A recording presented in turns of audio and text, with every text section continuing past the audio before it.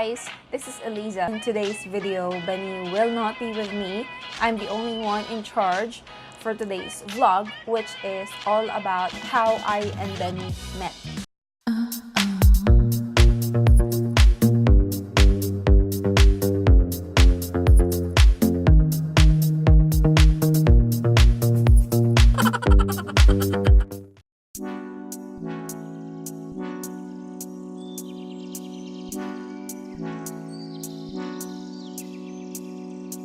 Kung napanood niyo yung first video namin, we shared with you guys na we are in an LDR, long distance relationship.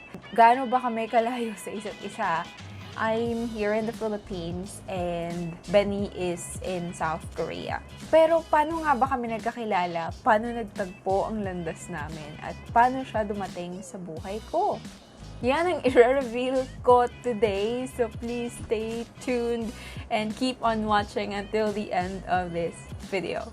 Kung hanggang ngayon nanonood ka pa, malamang interesado ka rin malaman kung saan pwedeng makahanap ng oppa. Charot. Pero yun na nga, malay mo, di ba, makilala mo na yung inaantay mong tao the same way na nakilala ko si Benny. So ito na nga, I met Benny 2 years ago through an app na i-reveal ko mamaya. Pero bago ko ginamit yung app na yon, I personally believed na it might not be a good way for me to meet people either for friendship or for a relationship. You know, it's not that easy to trust someone na makikilala mo lang online kasi ang daling magpanggap to be someone else. Alright, so anyway, ang main purpose ko naman kasi for using this app is for language exchange. I'm looking for language exchange partners kasi that time, nag-aaral ako ng Korean. So, while I was browsing some Facebook groups and pages regarding Korean English language exchange, I came across this ad nung app saying, meet Korean friends. So, I downloaded and installed the app right away. And then, I set up my profile. And ito yung profile ko. O, diba? When I started using the app, hindi ko naman agad na-meet si Benny. Ang dami kong nakausap na iba't ibang tao. Babae, lalaki, same age, mas bata, mas matanda. And it was really fun. Although kinakabahan ako every time may mag-send ng request sa akin and mag-open ng chat room kasi native Korean speaker na yung kausap ko eh. Rarely na may experience akong ginagamit ko yung Korean in speaking. So, reading, writing, watching, listening, mas yun ang madalas kong ginagawa. Pero communicative, wala masyado. So, kabado talaga ako. But there was a point na napagod akong gamitin yung app na yun. Kasi paulit-ulit lang din yung pinag-uusapan namin. For example, I'm talking to 5 people. So, may one-on-one chat rooms kami, diba? Same topics lang. So, same questions tatanong nila and I have to answer the same answers. So, paulit-ulit. So, for a while, tinigil ko muna yung paggamit ng app. And then, there comes December 31, 2017. Naalala ko siya kasi New Year's Eve party yun. Gusto ko mag-anak namin around BGC area. So, medyo nakakainip kasi nag-aantay ka pa ng midnight. Tapos, mga matatanda yung kasama mo. Wala masyadong ganap. So, I took out my phone and opened the app. And then, when I opened the app, merong lumabas sa profile na sabi, he is 11 kilometers away. So, ibig sabihin, tong taong to, nasa Manila area lang din. Wala siya sa Korea. Nakalagay sa description niya is, he's interested with language exchange, with a coffee buddy, and he loves to travel. Ang tagal mag-load ng picture. So, kinlik ko na agad yung match button. Pinress ko na agad yung match button without waiting for the picture to load. Because it really doesn't matter. For me, important is magkakaroon ako ng language exchange partner na nasa Manila din. So, nag-load na yung picture. Biglang may nag-notify sa akin na nag-open siya ng chat room. Tapos, eto yung profile ng taong yon. Si Benny. Na that time, ang gamit niya pang English name is Ian. In fairness, siya yung unang nag-message ng hi. Tapos doon na nagsimula yung conversation namin. One thing lang, please be careful when using MIF. Although, ang main purpose kasi talaga niya, and ang ina-advertise ng app is for language exchange with Korean friends.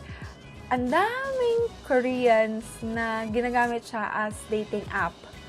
So, pwedeng at first, they are very friendly, chummy-chummy, ganyan. And then, they will start saying na, oh, you look so beautiful, pretty, you're so cute. Then later on, sabihin na nila, you look so hot and sexy. Tapos kung ano-ano ng ka-weirduhan yung sasabihin nila. Be careful with those kinds of people na pwede nyong ma-meet sa MIF. But with Benny, it was really different. He never complimented me throughout our conversation dun sa app na yon. Di niya sinabi na, you're so pretty, you're so cute, or whatsoever. Tingin ko, maganda ako. Kaya ngayon yung picture na nilagay ko, di ba? Ang friendly and polite ng tone ng messages niya. And very, very wholesome. Unlike yung iba na puro bola. As in. Tapos, ang ending, i-ghost ka o kaya iiwan ka sa ere. Well, just one fact about me. Never pa ako nagkaroon ng foreign boyfriend. Any nationality, any foreign nationality. So, si Benny yung first foreign boyfriend ko and he is Korean. Although, I never thought I would ever date a Korean guy. Mahilig ako sa Korean drama and K-pop, Korean culture. Name everything. I'm all for Korean wave. Never in my life I have imagined I'd be dating a Korean guy. Although, sobrang addict ko sa K-drama, tsaka K-pop. Hindi ko din naman nakalain na may ma-meet ako na Korean friend na magiging jowa ko din eventually. So yeah, right after chatting for a while on MIF, he finally asked kung may ibang messenger ako. And from there, we got to know more about each other. Every day, nagme-message siya and nagsishare siya ng mga daily activities. And girl, ang bilis siya pag-reply. Never pa din niya akong kinompliment up to this point. Kahit na nagjo-jokean na kami, nagmumurahan na kami. Kasi natutunan na niya magmura in Tagalog. At marunong din ako magmura in Korean. So, somehow, I started to have trust on him. Habang nag-uusap kami, he kept on mentioning I should go to BGC. Doon kasi siya nag-work that time.